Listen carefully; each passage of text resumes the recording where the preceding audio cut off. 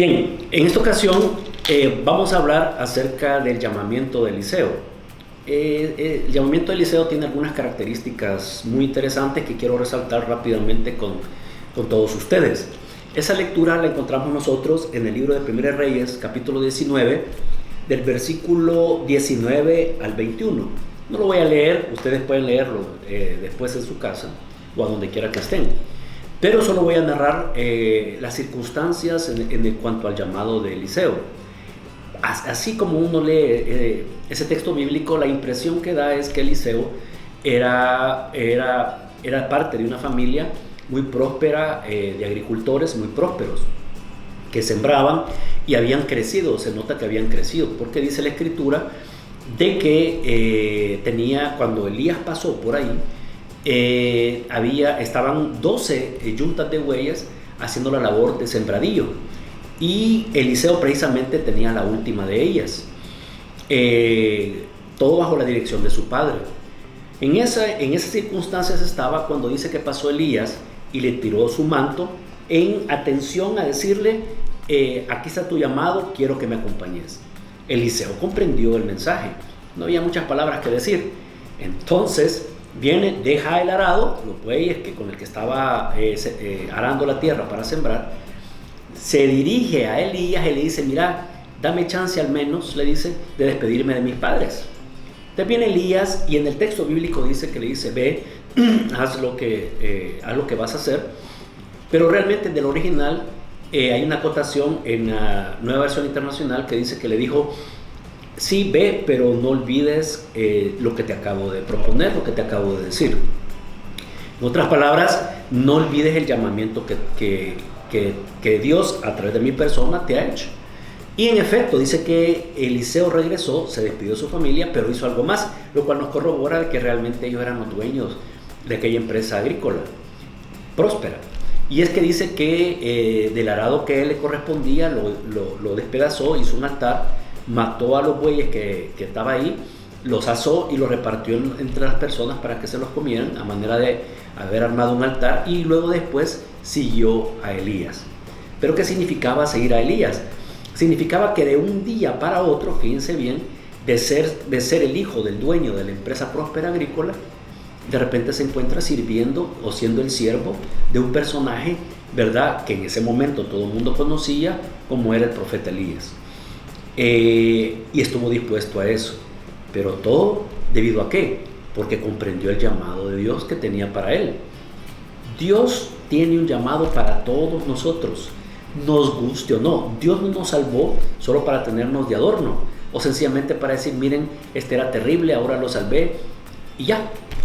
No, Dios nos ha salvado, Dios se ha revelado a nosotros, nos ha presentado el plan de salvación, el Espíritu Santo hizo que lo comprendiéramos y finalmente optáramos por creer en el Hijo de Dios y su sacrificio, por la muerte que hizo para limpiar nuestro pecado, ¿verdad?, para reconciliarnos con Él, con Dios y con Él, precisamente porque tiene misiones específicas para cada uno de nosotros que debemos de cumplir.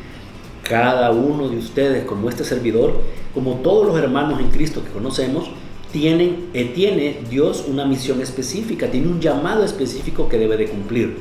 El no atenderlo es grave, porque precisamente no tendría ningún sentido, ¿verdad?, que el Señor nos salvara solo para llegar el domingo, ir a culto, reunirnos, hablar con los hermanos y bla, bla, bla, y luego el día siguiente, el día lunes, comenzar otra semana de trabajo.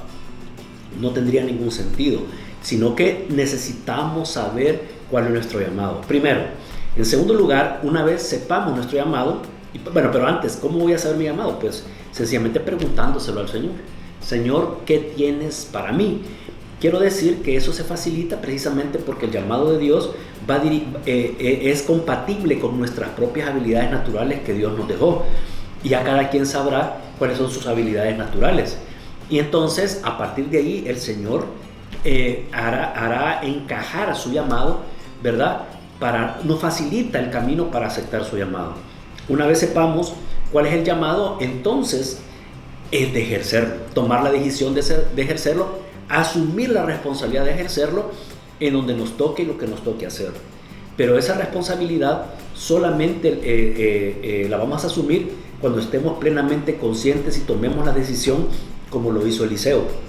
Eliseo no le llevó mucho tiempo pensar o deshojar, ¿verdad?, los pétalos de una flor para decir me quedo, me voy, me quedo, me doy. No, él decidió en el momento, entendió el llamado de Dios, decidió en el momento qué hacer y dejó todo, en la vida cómoda que llevaba, dejó todo el estilo de vida que tenía para volverse el siervo más adelante, el día siguiente de Elías.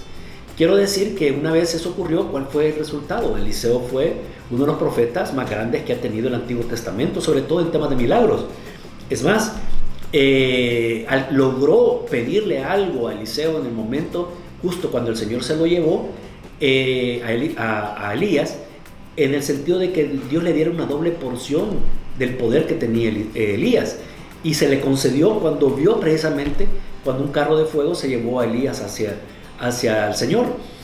Entonces, la vida de Eliseo es sumamente importante en la vida histórica de Israel. Ahora nosotros tenemos un gran desafío por parte del Señor, su llamamiento. No lo desechemos, tenemos que seguir adelante, tenemos que asumir la responsabilidad de nuestro llamamiento como lo hizo Eliseo, a costa de lo que sea, y le aseguro que el Señor va a tener gran recompensa para nosotros. Pero no solo eso, sino que va a perfeccionar nuestra vida como creyentes. Va a tener sentido el habernos convertido al Señor, el ser lo que somos, hijos de Dios. Y entonces encontraremos la verdadera razón de nuestras vidas, porque vamos a desarrollar la voluntad de Dios en nosotros. Les dejo esta idea, esta meditación, para que puedan ustedes sopesar, ¿verdad?, el llamamiento de Dios para sus vidas. Dios los bendiga.